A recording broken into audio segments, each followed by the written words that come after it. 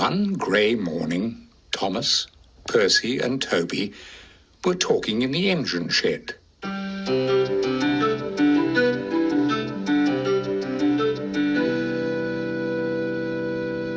"It's your driver's birthday on Saturday," said Percy. Thomas wasn't sure what a birthday was, but noticed the cheeky glint in Percy's eyes and wondered if he was planning some kind of joke. "What is a birthday?" asked Thomas. "You must have heard of birthdays before," teased Percy, and Thomas felt rather small. "It is the day when you get a year older," offered Toby helpfully, "and you sometimes have a party with a cake." Thomas liked the idea of a party and wondered if his driver would be having one. At that moment, the engines heard the crunch of footsteps on the gravel outside the shed. The fireman poked his head around the door. "Good morning, engines," he said. "You look wide awake already." "I've just been told that it's my driver's birthday on Saturday," explained Thomas. "Do you know if he's planning to have a party?" "I know that his wife is baking him a cake," said the fireman, "but I haven't heard of any plans for a party." Thomas's eyes lit up. "I wish I could see the cake," he said wistfully. "I've never seen a birthday cake before." "Well, why don't we give the driver a party at the station?" suggested Toby. "Yes," agreed Percy. "Then we could all see the cake." The fireman thought that this was a very good idea and went to ask the station master. The station master was delighted and said it was a very long time since they'd had a party at the station. The engines were very pleased and huffed and whooshed with excitement before hurrying out of the shed to begin work for the day.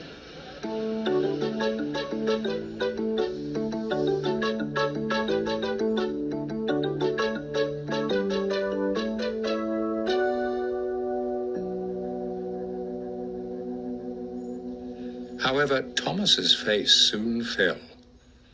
When he arrived at the station, the fat controller was waiting for him.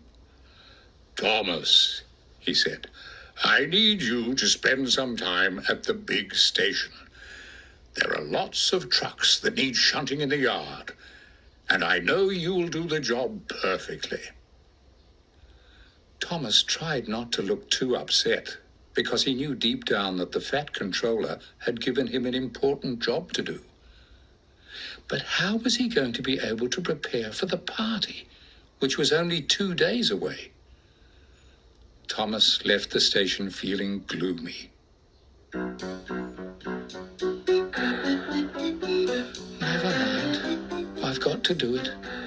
Never mind, I've got to do it," he told himself, and made his way to the big station.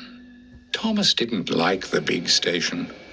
The tracks were crowded with trucks, all filled to the brim with dirty, heavy loads.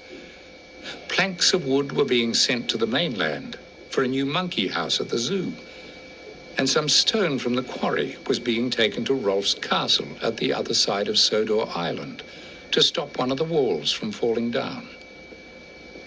Thomas knew that all of these things were important, but his mind was on the party for his driver. Oh, well, he thought to himself, at least he would be able to start the preparations when he returned home that evening. Not today, however.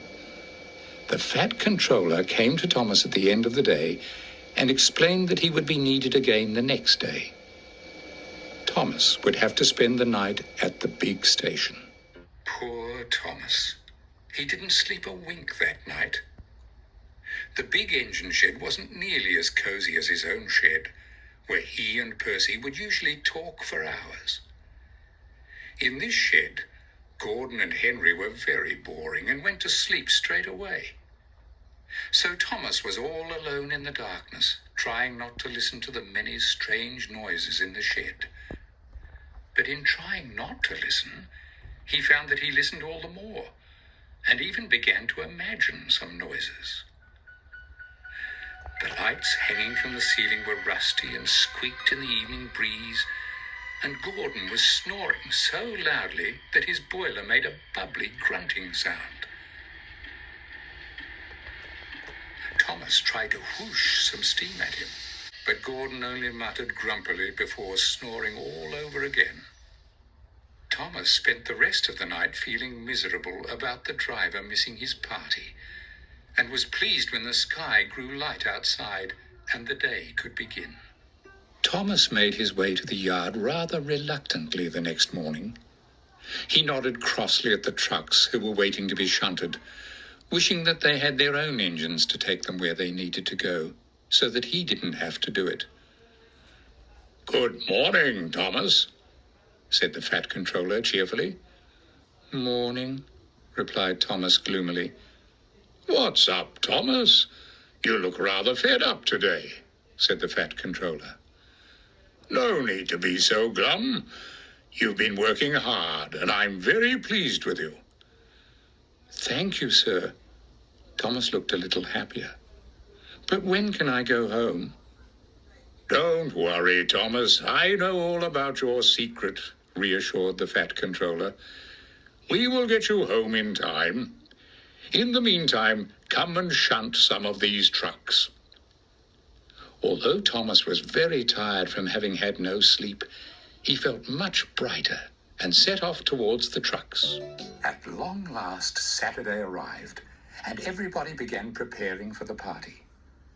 Percy and Toby provided helpful suggestions on how to decorate the engine shed, while the porters and their children blew up balloons. "Look at this," said the station master. "My wife found it in a cupboard at home."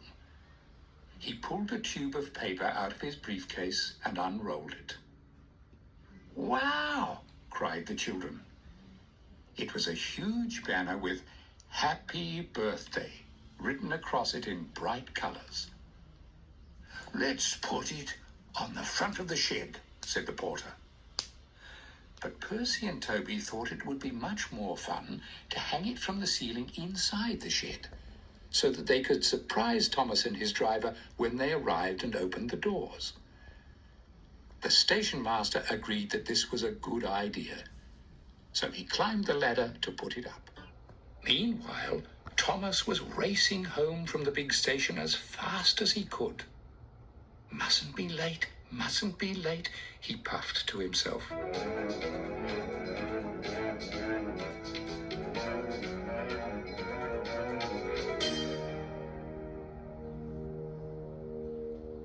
But as he approached the engine shed, everything seemed strangely quiet. "Where is everybody?" Thomas thought to himself anxiously. All he could see was the station cat, waiting to pounce on some birds, and the station master, who looked as though he was having a tea break. The shed doors were shut tight, and there was no sound, except the distant bark of a dog in the village. Thomas thought this was very odd. Had he come on the wrong day? He was sure they had told him his driver's birthday was on Saturday. Thomas ground to a halt outside the shed door. "That was a good run, Thomas," he heard his driver say as he climbed down from the cab. Before Thomas could reply, the shed door opened and the driver's wife appeared. "Gosh, dear, what are you doing here?" asked the driver in surprise. He noticed that she was wearing her smartest dress. She only ever wore that dress for special occasions. Then he noticed that she was carrying a large box in her arms, about the size of a very big shoebox. What was inside? His wife didn't say a word, but smiled secretly and waited for the driver to get down from the cab.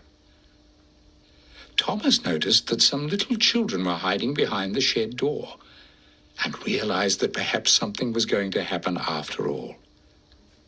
"Follow me," said the driver's wife as she turned to walk into the shed. So Thomas and his driver followed behind her. It was very dark when they got inside the shed, and Thomas couldn't see where he was going. Then suddenly the lights flashed on and a loud chorus shouted, "Surprise!" The driver couldn't believe his eyes. He gazed in wonder at the big banner and all the balloons. Then he saw the box on the table. Everybody was waiting for it to be opened. "Shall I take the lid off the box?" he asked. "Yes!" shouted the children.